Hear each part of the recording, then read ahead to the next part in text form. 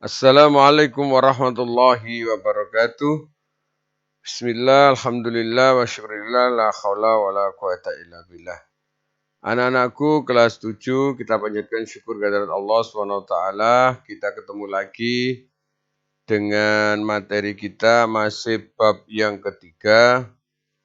Klasifikasi materi dan perubahannya. Kita lanjutkan subbab tentang pemisahan campuran.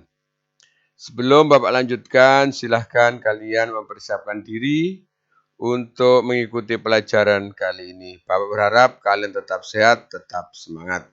Pada kesempatan ini kita akan mempelajari tentang pemisahan campuran. Materi ini juga dapat kalian lihat di buku paket IPA kalian halaman 109 sampai 116. Anak-anakku, pada pelajaran yang lalu kalian sudah mempelajari tentang unsur, senyawa, campuran, ya. Ada campuran homogen, ada campuran heterogen. Apa itu campuran heterogen? Jadi sebelum kita mempelajari tentang pemisahan campuran, Bapak akan mengingatkan dahulu tentang campuran heterogen. Jadi, yang dinamakan campuran heterogen adalah campuran yang tiap bagian atau komposisinya tidak sama. Misalkan campuran antara pasir dan air. Atau campuran antara air dan minyak. Dari kedua campuran itu, kedua zatnya masih dapat kita lihat, artinya tidak terjadi percampuran secara sempurna. Masih kita kenali zat penyusunnya. Dengan demikian, campuran heterogen itu juga dinamakan campuran yang tidak serba sama. Ya, tuh. Jadi, pada campuran ini, zat-zat yang bercampur tidak sempurna. Artinya, komponen-komponen zatnya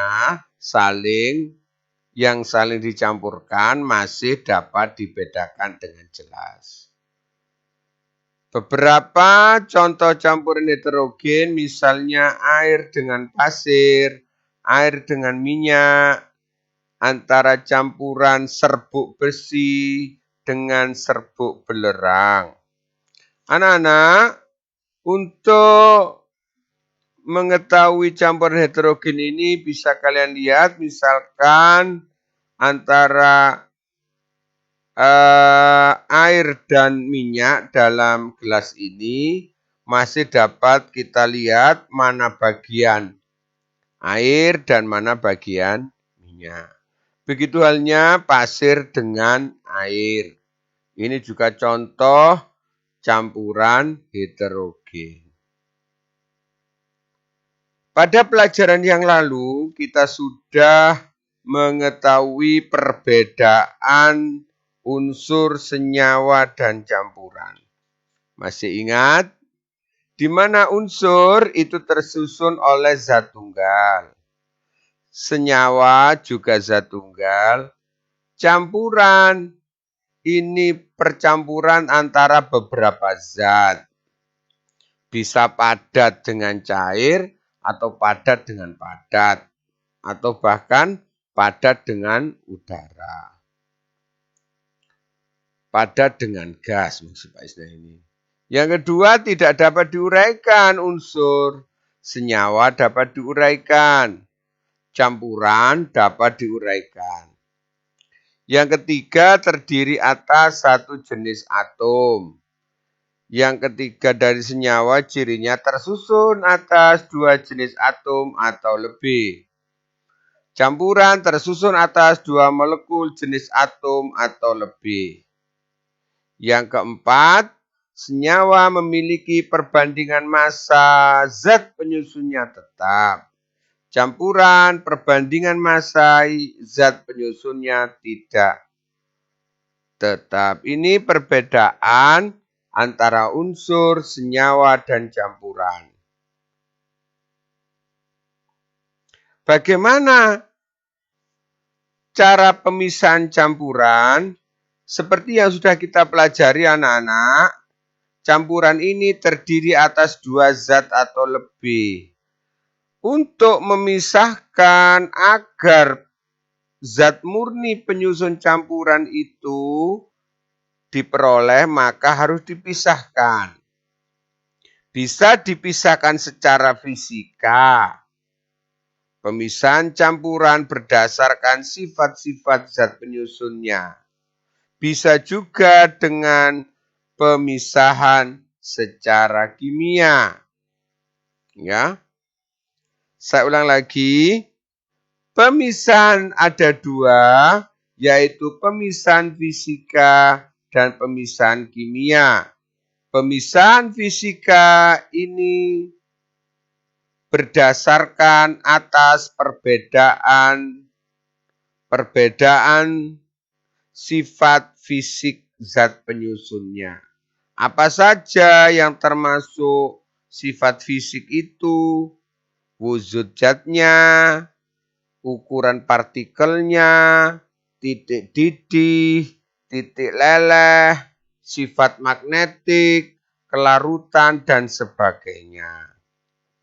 Metode pemisahan campuran ini banyak sekali digunakan dalam kehidupan sehari-hari. Misalnya digunakan untuk penyaringan, ya, pengayaan, sentrifugasi, kristalisasi, destilasi, kromatografi. Dan ada juga berdasarkan sifat kimia, contohnya tawas untuk menjernihkan air. Anak-anak, baik kita lanjutkan satu persatu. Pemisahan campuran berdasarkan sifat fisikanya. Yang pertama adalah pengayaan.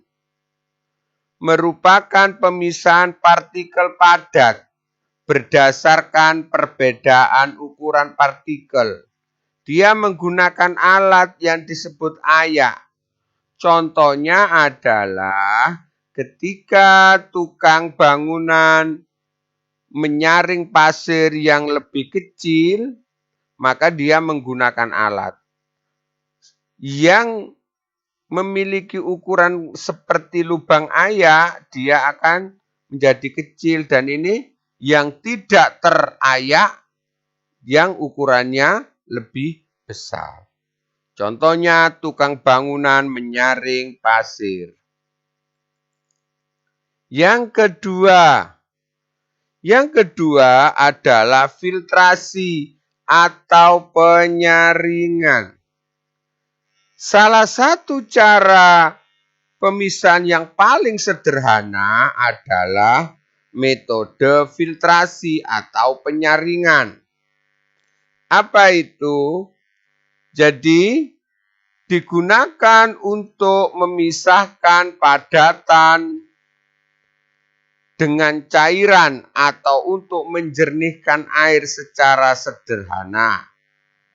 Dengan kata lain, metode pemisahan campuran yang digunakan untuk memisahkan cairan dan padatan yang tidak larut berdasarkan perbedaan ukuran partikel yang bercampur.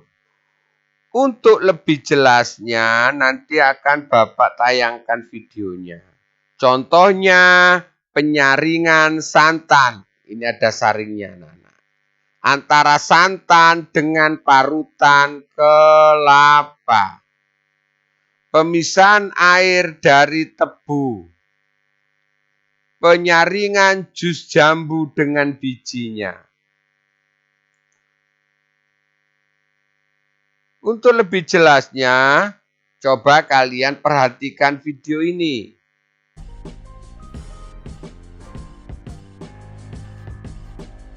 Salah satu metode pemisahan yang paling sederhana adalah metode filtrasi. atau penyaringan.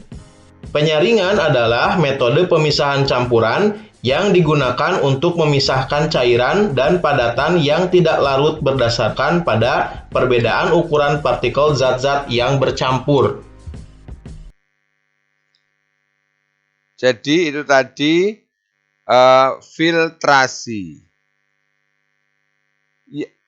Ya, filtrasi secara sederhana dapat kita terapkan pada penyaringan air kotor dengan filternya berupa pasir, arang, batu kecil, batu besar, dan keluaran.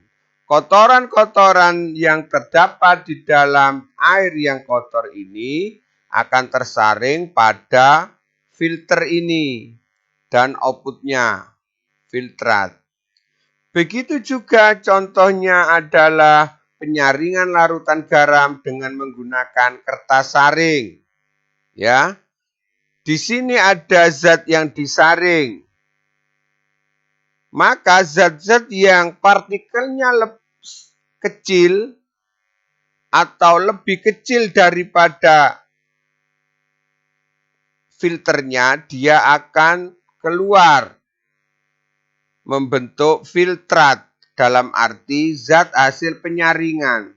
Sedangkan partikel-partikel yang ukurannya lebih besar dari filternya akan tertinggal. Ini dinamakan hasil penyaringan atau residu. Yang kedua, cara pemisahan yang kedua adalah sentrifugasi. Sentrifugasi adalah teknik pemisahan campuran yang digunakan dengan memanfaatkan gaya sentrifugal. Teknik ini paling sering digunakan ketika berhubungan dengan bidang biokimia. Utamanya adalah pemisahan makromolekul atau koloid dari cairan lain. Misalnya metode sentrifugasi ini digunakan untuk memisahkan sel darah merah, sel darah putih dari plasma darahnya. Untuk lebih jelasnya, silakan kalian lihat video kali ini. Metode sentrifugasi sering dilakukan sebagai pengganti filtrasi jika partikel padatan yang terdapat dalam campuran memiliki ukuran sangat halus dan jumlah campurannya lebih sedikit. Metode sentrifugasi digunakan secara luas untuk memisahkan sel-sel darah merah dan sel-sel darah putih dari plasma darah. Dalam hal ini, padatan adalah sel-sel darah merah dan sel-sel darah putih yang akan mengumpul di dasar tabung reaksi, sedangkan plasma darah berupa cairan yang berada di bagian atas. Demikian tadi anak-anak, lanjutkannya. Yang selanjutnya adalah kristalisasi. Kristalisasi ini digunakan untuk memisahkan zat padat dari zat cair dengan cara penguapan. Contohnya pembuatan garam, air laut dengan garam, pembuatan gula pasir dari tebu, gula dan air tambah gula tebu. Pemisahan selanjutnya adalah penyulingan atau disebut dengan destilasi. Pemisahan campuran didasarkan perbedaan titik didih. Jadi, pemisahan campuran dengan destilasi ini banyak kita temukan dalam kegiatan industri dengan cara menyuling larutan, ya, berdasarkan prinsip perbedaan titik didih dari zat cair yang bercampur itu. Ya, ini jadi cairan dipanaskan, kemudian didinginkan uapnya, ada pendinginnya, dan hasilnya adalah filtrat ini. Untuk lebih jelasnya, coba kalian perhatikan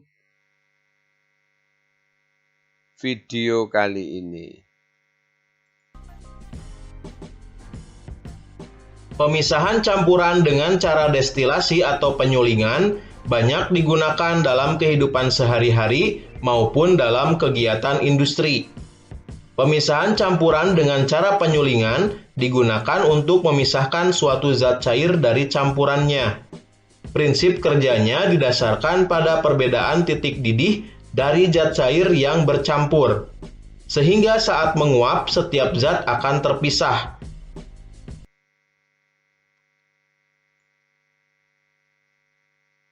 Contohnya destilasi adalah pemisahan air garam atau air tambah garam pada air laut menjadi air tawar. Pembuatan minyak kayu putih yang berasal dari daun kayu putih.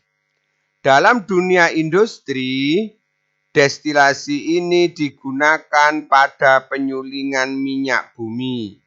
Karena minyak bumi terdiri atas berbagai macam komponen yang memiliki perbedaan titik didihnya. Jadi, destilasi dapat digunakan untuk pengolah minyak mentah. Tadi Bapak terangkan seperti ini sudah.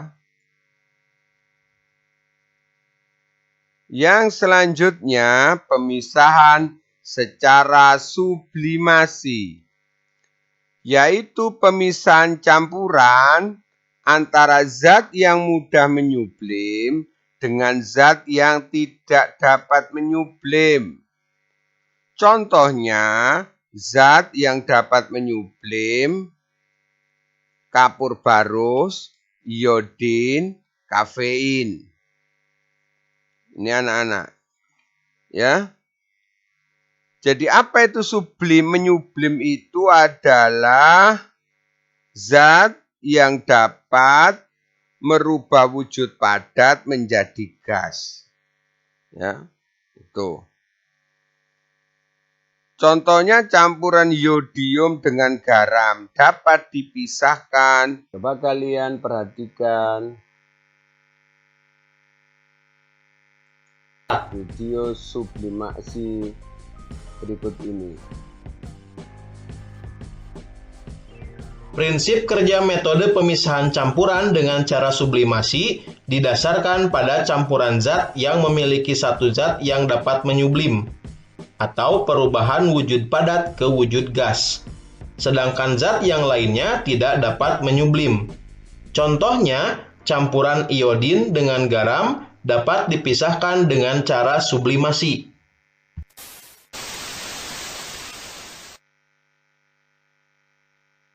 Pemisahan campuran selanjutnya adalah kromatografi.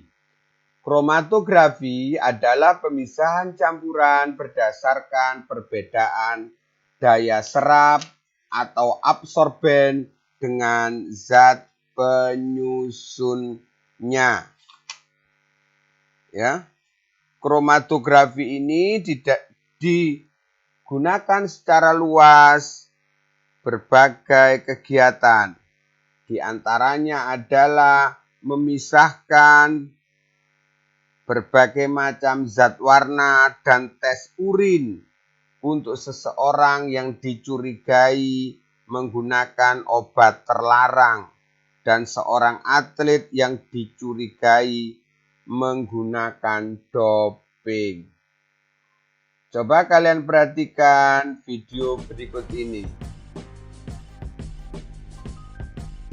Metode pemisahan dengan cara kromatografi digunakan secara luas dalam berbagai kegiatan, di antaranya untuk memisahkan berbagai zat warna dan tes urin untuk seseorang yang dicurigai menggunakan obat terlarang atau seseorang atlet yang dicurigai menggunakan doping. Pemisahan campuran dengan cara kromatografi pada umumnya digunakan untuk mengidentifikasi suatu zat yang berada dalam suatu campuran. Prinsip kerjanya didasarkan pada perbedaan kecepatan merambat antara partikel-partikel zat yang bercampur dalam suatu medium diam ketika dialiri suatu medium gerak.